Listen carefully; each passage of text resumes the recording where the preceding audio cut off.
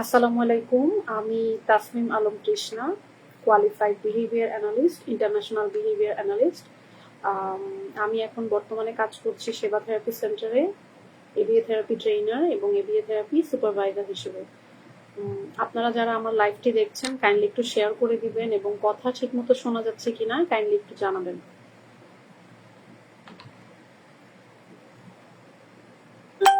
ঠিকমতো শোনা যাচ্ছে কিনা, কথা ঠিকমতো দেখা যাচ্ছে কিনা সবকিছু একটু কাইন্ডলি জানাবেন, না হলে বুঝতে পারবো না যে ঠিকমতো সবকিছু শোনা যাচ্ছে কিনা। আমরা আজকে অনেক ইন্টারেস্টিং একটা টপিক নিয়ে কথা বলবো, সেটা হচ্ছে রেইনফোর্সমেন্ট দিতে গিয়ে আবার কি কি ভুল করে ফেলছি আমরা, যে আমাদের বাচ্চাদের আসলে ঠিকমতো কথা শোনাতে পারা যাচ্ছে না। ওয়ালাইকুম আসসালাম মাইশা নওশিন, ঠিকমতো কি শোনা যাচ্ছে আপু?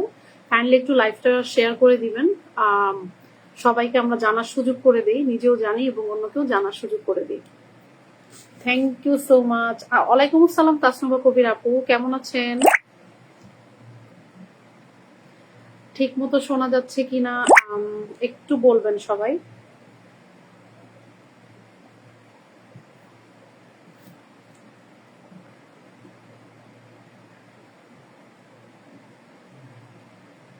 আমরা আজকে অনেক ইন্টারেস্টিং একটা টপিক নিয়ে লাইভ করব, সেটা হচ্ছে যে রেইনফোর্সমেন্ট দিতে গিয়ে আমাদের পক্ষ থেকে আসলে কি ভুল হয়ে যায় সেটা নিয়ে আমরা আজকে একটু কথা বলবো।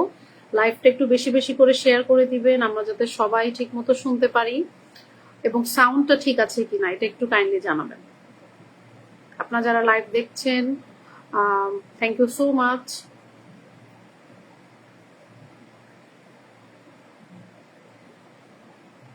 একটু লাইভটা যারা দেখছেন তারা একটু বেশি বেশি করে শেয়ার করে দিবেন। থ্যাংক ইউ মাইশা নওশিন, তার মানে ঠিক মতো শোনা যাচ্ছে, থ্যাংক ইউ সো মাচ।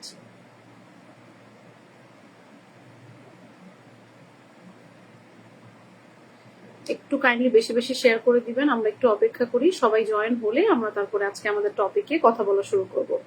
আজকে আমাদের টপিক হচ্ছে রেইনফোর্সমেন্ট দিতে গিয়ে ঠিক কি কি ভুল হয়ে যাচ্ছে। তো কেন রেইনফোর্সমেন্ট দিয়েও আসলে বাচ্চাদের বিহেভিয়ার ম্যানেজ করা যাচ্ছে না, ভুলটা কোথায় হচ্ছে, আমরা সেই ইন্টারেস্টিং একটা টপিকে আজকে কথা বলবো আপনাদের সাথে।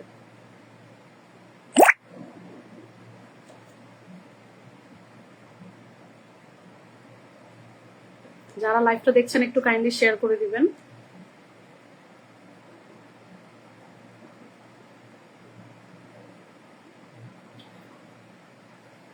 আমাদের অনেক সময় আসলে শুনতে হয় যে আপু এবিএ থেরাপি শুরু করেছি কিন্তু হচ্ছে বাচ্চা এখন এমন হয়ে গেছে যে ঘুষ ছাড়া কোনো কাজই করে না। আবার এরকমও আমাদের শুনতে হয় যে এবিএ থেরাপি নিচ্ছি এখন পুরস্কার দেয়া ছাড়া আসলে কোনো কাজই হয় না। কেন সবকিছু পুরস্কার দিয়েই সব কথা শোনাতে হয়, সবসময় কিছু না কিছু তাকে দিতে হয়, সবসময় পুরস্কার দিয়ে কাজ করাতে হয়। এবিএ থেরাপি নেওয়ার পরে এই প্রবলেমটা হচ্ছে, এটা আমি অনেক প্যারেন্টস এর কাছ থেকে শুনেছি বা অনেক প্রফেশনালদের কাছে শুনেছি যে এবিএ থেরাপি নিলে হচ্ছে একটু রেইনফোর্সমেন্ট নির্ভর হয়ে যায়। সো সেই ব্যাপারগুলো নিয়ে আমরা আজকে একটু ডিটেলস কথা বলবো, যে রেইনফোর্সমেন্ট দিতে গিয়ে আমাদের আসলে কি ভুলটা হয়ে যাচ্ছে, যে রেইনফোর্সমেন্টটা আসলে মানে বিহেভিয়ারটা ঠিক মতো ম্যানেজ করতে পারছে না। খুবই ইম্পর্টেন্ট একটা টপিক। সো আপনারা যারা যারা দেখছেন লাইভটা একটু শেয়ার করে দিবেন, অন্যকে দেখার সুযোগ করে দিবেন, আর হচ্ছে বেশি বেশি শেয়ার করলে আমরা আসলে তারপর থেকে কথা স্টার্ট করতে পারবো। যারা আমার লাইভটা দেখছেন তাদের সবাইকে অনেক অনেক ধন্যবাদ। আর যদি কথা ঠিক মতো না শোনা যায় তাহলে একটু কাইন্ডলি জানাবেন।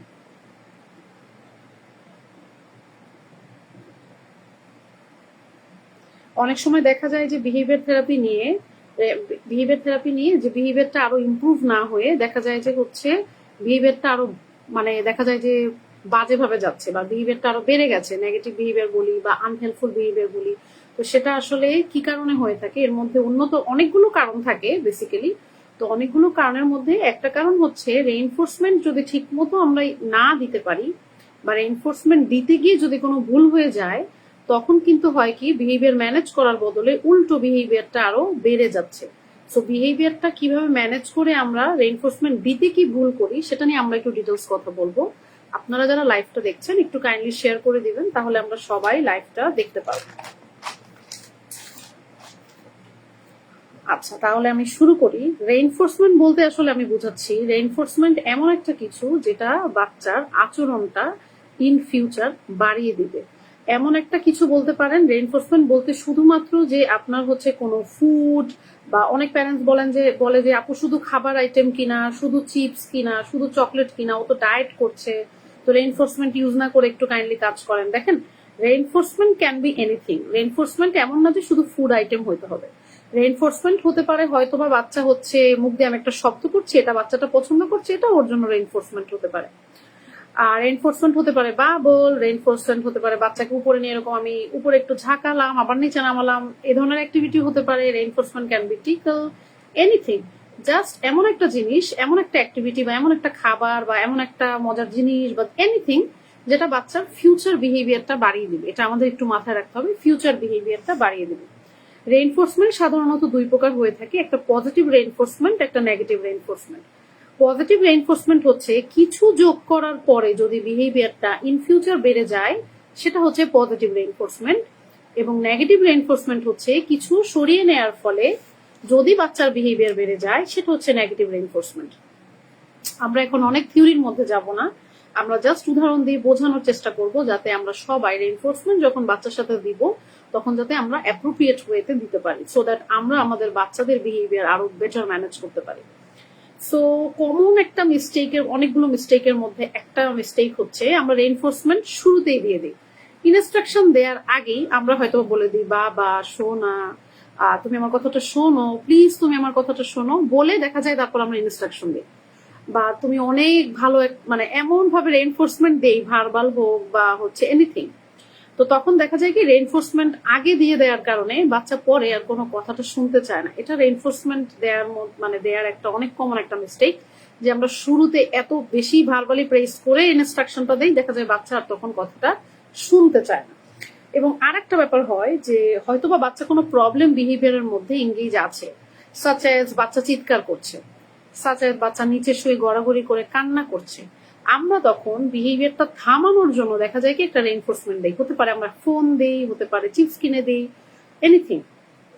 ধরেন আমরা বাচ্চাকে নিয়ে কোনো দোকানে ঘুরতে গেলাম, ঘুরতে যাওয়ার পরে বাচ্চা বললো যে আমাকে চকলেটটা কিনে দাও, তখন আমরা বললাম যে নো, চকলেট কিনে দাও তোমাকে যাবে না, ডক্টর নিষেধ করেছে তোমাকে চকলেট কিনে দিতে। কিন্তু বাচ্চা করলো কি, মেঝেতে শুয়ে কান্না শুরু করলো।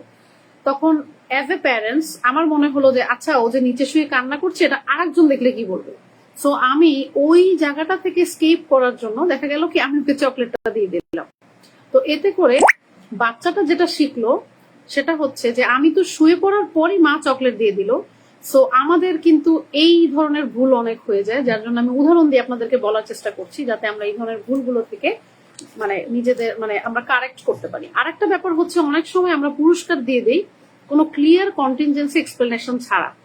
দেখা যাচ্ছে বাচ্চাটা হয়তো বা আমি চাচ্ছি বাচ্চা অনেক সুন্দর করে বসুক, কিন্তু বাচ্চা হচ্ছে সুন্দর করে যে বসেছে সেটা আমি না বলে আমি বললাম গুড জব, তারপর সাথে সাথে ওর পছন্দের জিনিসটা দিয়ে দিলাম। তখন হয় কি বাচ্চারা আসলে অ্যাওয়ার্ড থাকে না যে আসলে কি কারণে আমাকে আমার মা বা আমার থেরাপিস্ট পুরস্কারটা দিল। তো সেক্ষেত্রে কিন্তু অনেক সময় এটা হয়ে যায় যে বাচ্চারা ঠিক বুঝতে পারে না যে ঠিক কোন আচরণটা রেইনফোর্স হচ্ছে বা কোন আচরণটা রেইনফোর্স হচ্ছে না। সো অ্যাজ এ প্রফেশনাল বা আমরা যারা বিহেভিয়ারটা ম্যানেজ করছি, হতে পারে প্যারেন্টস, এনিওয়ান, তাদেরকে ক্লিয়ার কন্টিনজেন্সিটা বলা, যে কারণে যেই বিহেভিয়ারটা আসলে যেটা আমরা চাচ্ছি যে বাড়ুক। সাপোজ ধরেন কোনো বাচ্চা কথা বলছে, আমরা চাচ্ছি ওর কথা বলা বাড়ুক, তখন আপনি ডেফিনেটলি বলতে পারেন তুমি অনেক সুন্দর করে বলেছো, ওয়াও তুমি এত সুন্দর বলতে পারো, একটু ওইভাবে করে আমরা যদি বলি তখন দেখা যাবে কি বাচ্চাটার হচ্ছে ক্লিয়ার কন্টিনজেন্সিটা স্টাবলিশ হবে। আর একটা ব্যাপার যেটা থাকে হচ্ছে আমরা বুঝে গেছি ওকে ফাইন, বাচ্চার জন্য সাপোজ ধরেন আমার হাতের কাছে এই খেলনাটা আছে, সাপোজ ধরেন বাচ্চার রেইনফোর্সার হচ্ছে সাপোজ ধরেন এই টয়টা। এখন আমি করলাম কি, বাজারে যত ভ্যারিয়েশনের এই ধরনের টয় আছে আমি সব কিনে ওর সামনে দিয়ে দিলাম, এত বেশি দিয়ে দিলাম যে বাচ্চার আর এই খেলনা ভালো লাগে না। রেইনফোর্সমেন্টের ওভার ইউজ হয়ে গেলেও কিন্তু তখন আর বাচ্চারা কোনো খেলনা দিয়ে খেলতে চায় না, এবং তখন হচ্ছে কি একটা রেইনফোর্সমেন্ট আর কাজ করে না। তখন আবার এরকমও বলতে শোনা যায় যে আমার কথা তো শোনে না, অন্য সবার কথা শোনে, আমার কথা শোনে না। কিন্তু আমি যে এত বেশি ওভার ইউজ করে ফেলেছি হয়তোবা সেই ব্যাপারটায় আমরা কেয়ারফুলি না। আচ্ছা, কথার মাঝখানে একটু থামিয়ে বলি, আপনারা যারা লাইভ দেখছেন যদি কথা বুঝতে সমস্যা হয় একটু কাইন্ডলি জানাবেন, যদি কোনো কোয়েশ্চেন থাকে কাইন্ডলি আমাদের কমেন্ট করে জানাবেন, এবং লাইভটা বেশি বেশি শেয়ার করে দিবেন যাতে অন্যান্য সবাই আমরা লাইভটা দেখতে পারি এবং সবাইকে আমরা সুযোগ করে দিব, কারণ রেইনফোর্সমেন্ট খুবই কমন একটা জিনিস, আমরা সবার সাথে মোটামুটি এটা ইউজ করি, বাচ্চা বড় মানুষ। তো আমাদের যাতে জিনিসটা জানলে আসলে আমাদের বিহেভিয়ারটা ম্যানেজ করতে সুবিধা হবে। ওকে, আর একটা জিনিস দেখা যায় কি, বাচ্চা হচ্ছে আমার কথা শুনলো, কিন্তু সাপোজ ধরেন বাচ্চার পছন্দের জিনিস হচ্ছে বেলুন, কিন্তু আমি যেটা করলাম বাচ্চাকে বেলুন না দিয়ে, সাপোজ ধরেন বাচ্চাকে আমি একটা নর্মাল জিনিস দিলাম যে না পেন্সিল দিয়ে তুমি আঁকো, দেখা যায় কি আমি হয়তো বা খেয়ালই করলাম না যে বাচ্চা আসলে কি পছন্দ করে। আমি এরকম কোনো অ্যাসেসমেন্টে না গিয়ে আমার হাতের কাছে যেটা আছে আমি সেটা দিয়ে আমার কাজটা আদায় করতে চাইলাম, তখন যেটা হবে কি, তখন কিন্তু এটা কাজ করবে না। সো আমাদের এই ব্যাপারগুলো একটু মাথায় রাখতে হবে। আর একটা জিনিস হচ্ছে রেইনফোর্সমেন্ট যদি আমরা খুব ইনকনসিস্টেন্ট ভাবে দিই, সাপোজ ধরেন আপনার বাচ্চাকে আপনি লিখালেন এ থেকে জেড পর্যন্ত লিখলে তোমাকে আমি এই বেলুন ফুলিয়ে দিব। এখন বাচ্চাটা এ থেকে জেড পর্যন্ত লিখলো, আপনি হলো কি সকালবেলা যখন লিখলো আপনি তখন বেলুন ফুলিয়ে দিলেন, কারণ আপনার হাতে অনেক সময় ছিল।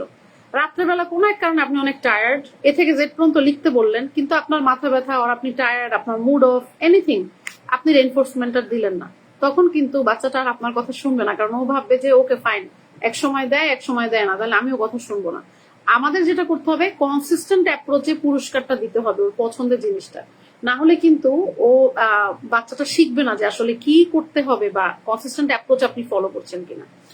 আর একটা ব্যাপার হচ্ছে রেইনফোর্সমেন্টটা ঘুষ হিসাবে ইউজ করা। ঘুষ হিসাবে কিভাবে ইউজ করা, সাপোজ ধরেন আপনি চাচ্ছেন আপনার বাচ্চা তাড়াতাড়ি ভাত খাক, তা আপনি কি করলেন, আগেই ওকে ওর হাতে একটা ফোন দিয়ে দিলেন, ওকে ফাইন ফোন নাও ভাত খাও।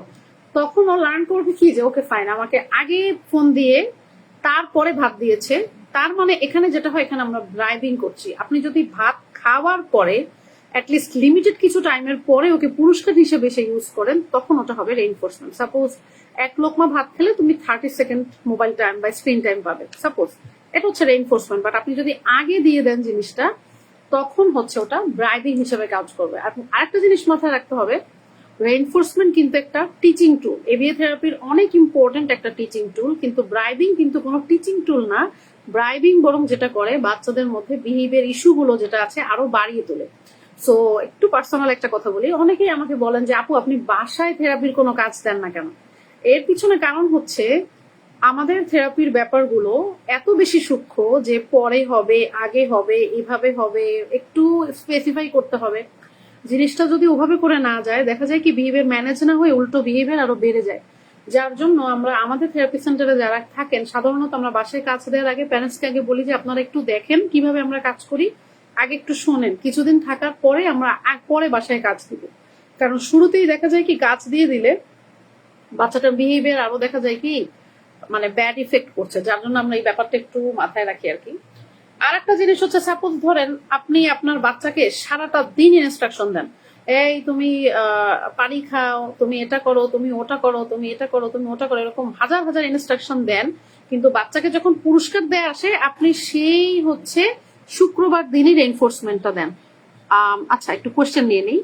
মেহে নুমা নাকিব আরবি আপু বলেছেন আসসালামু আলাইকুম, স্পেশাল চাইল্ড না হওয়ার পরও আমার কাজিনের বেবি অনেক বেশি হাইপার, যা চায় দেয়া লাগে আর কান্না শুরু করে, কান্না করতেই থাকে দেয়া পর্যন্ত, ওই বেবিকে কি করা যায়? আচ্ছা প্রথমত আচ্ছা মাইশন আপু বলেছেন খুব স্লো বলতে, ওকে আমি এটা মাথায় রাখবো।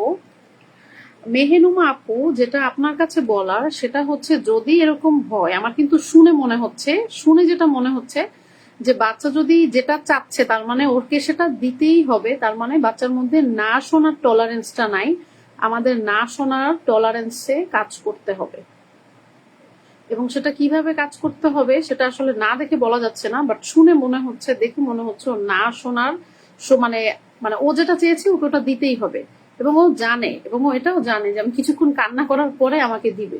সো এটা ও জেনে গেছে প্যাটার্নটা, যার জন্য ওর কান্নাটাকে ওয়েপেন হিসেবে ইউজ করছে। তামান্না তাবাসসুম আপু আসসালামু আলাইকুম বলেছেন, ওয়ালাইকুম আসসালাম আপু, যারা আপনারা লাইভটা দেখছেন একটু কাইন্ডলি শেয়ার করে দিবেন যাতে আমরা লাইভ সেশনটা দেখতে পারি সবাই।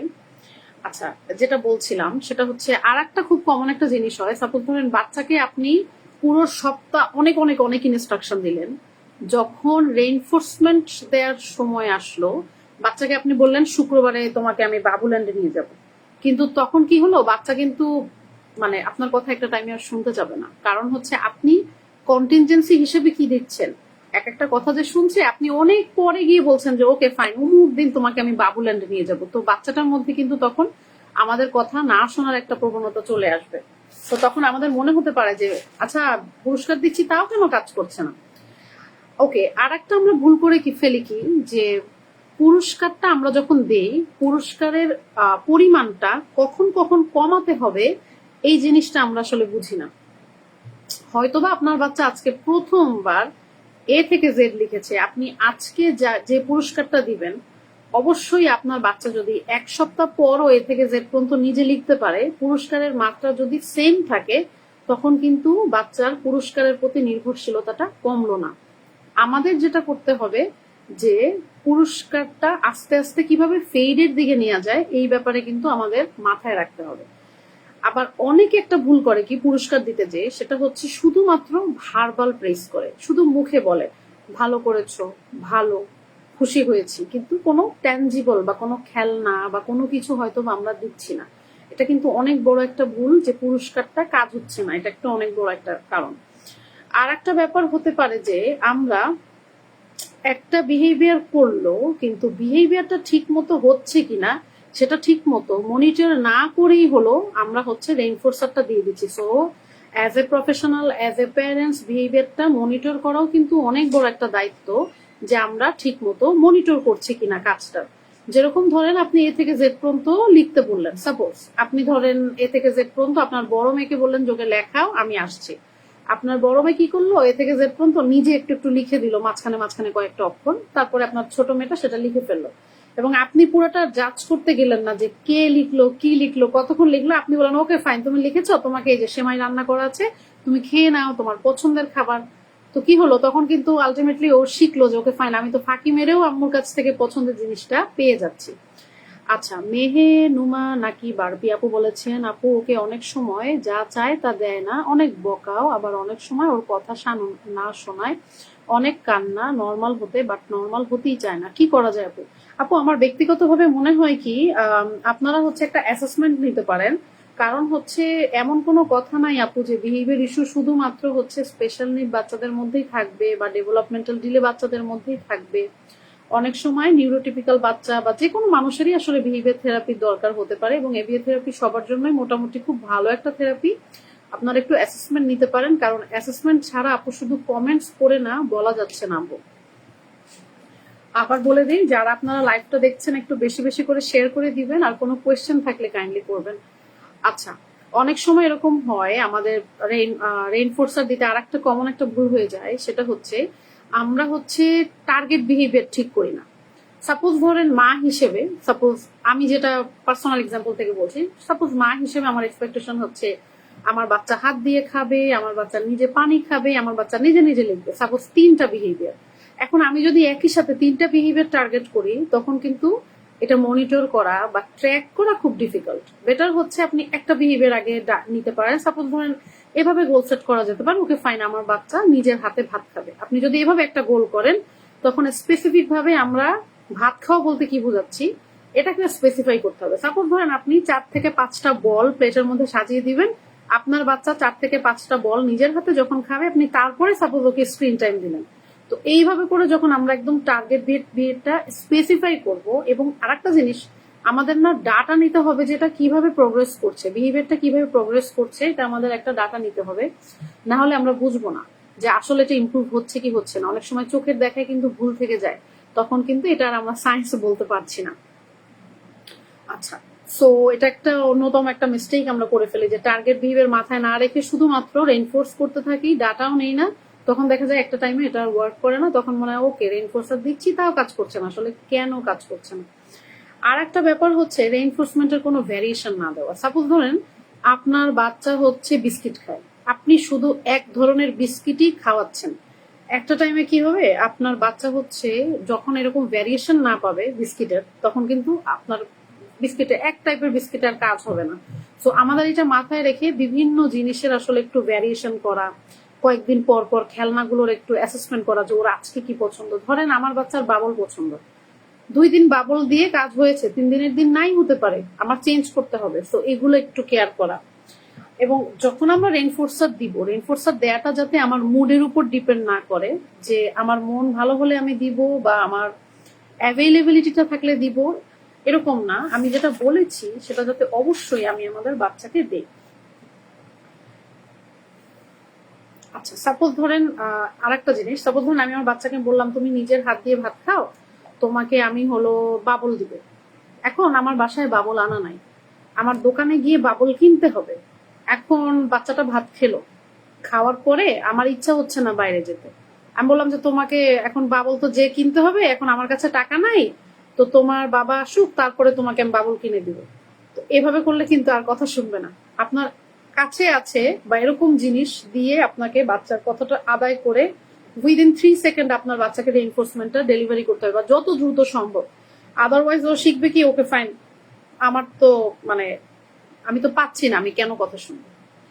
এবং আর একটা ভুল হয়, সেটা হচ্ছে আমরা না রেইনফোর্সমেন্টটা অনেক সময় অনেক অল্প দিয়ে ফেলি। এটা ইনিশিয়ালি যখন আমি শুরুতে থেরাপিস্টের কাজটা শুরু করি, এটা আমার দ্বারা এই ভুলটা অনেক হয়ে যেত। সেটা হচ্ছে সাপোজ ধরেন আপনি আপনার বাচ্চাকে বিস্কিট দিবেন, হ্যাঁ আপনি বিস্কিটটা 4 থেকে 5টা টুকরো করতে পারেন, কিন্তু আপনি হয়তো বা একটু গুঁড়া দিয়ে হচ্ছে ওকে দিয়ে কাজ করাচ্ছেন বা এনিথিং, হয়তো বাচ্চাটা পছন্দ করে 5টা বিস্কিট, আপনি হচ্ছে বাচ্চাটাকে হয়তো একটার অর্ধেক দিলেন, ও পছন্দ করে 5টা বিস্কিট একসাথে খেতে সাপোজ।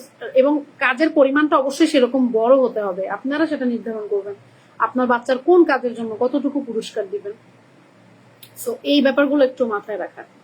এবং আর একটা ভুল হয়, সাপোজ ধরেন আপনার বাচ্চা মোবাইল পছন্দ করে, মোবাইল তার জন্য রেইনফোর্সার। এখন তাকে আপনি কোনো একটা ধরেন সরেও থেকে ও পর্যন্ত লেখার পর আপনি আপনার বাচ্চাকে বললেন যে ফাইন তুমি অনেক, আপনি পুরো 1 ঘন্টা তাকে হচ্ছে স্ক্রিন টাইম দিলেন, কারণ সে সরেও থেকে ও পর্যন্ত লিখেছে।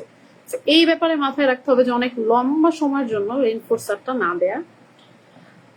আর একটা ব্যাপার হচ্ছে এইভাবে করে বলা যে তুমি যদি এ থেকে জেড পর্যন্ত না লেখো তাহলে হচ্ছে তোমাকে আমি চিপস দিব না। এইভাবে করে বললে কিন্তু তখন আমরা রেইনফোর্সমেন্টটা দিচ্ছি নেগেটিভ ভাবে। আমাদের একটু পজিটিভ ওয়েতে বলতে হবে যে তুমি লেখা শেষ করার পরে পাবে। অনেক সময় এরকম হয় যে আউট অফ ফ্রাস্ট্রেশন বা যে কোনো কিছুর মাধ্যমে আমরা বলতে পারি তুমি যদি এটা না করো তাহলে তোমাকে আমি এটা দিব না।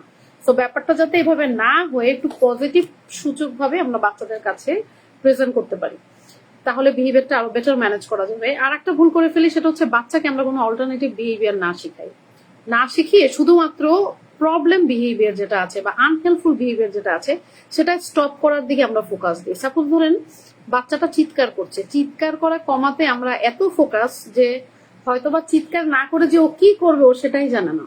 ও কি কথা বলবে নাকি ও মুখ বন্ধ রাখবে নাকি ও আসলে কি করবো জানে না, কিন্তু আপনি বলছেন চিৎকার করো না করো না, আর ও এটা বুঝছে না আমি চিৎকার করবো না তো তাহলে কি করব। তো এই জায়গাগুলোতে আমাদের হচ্ছে খুব গোলটা ক্লিয়ার রাখতে হবে।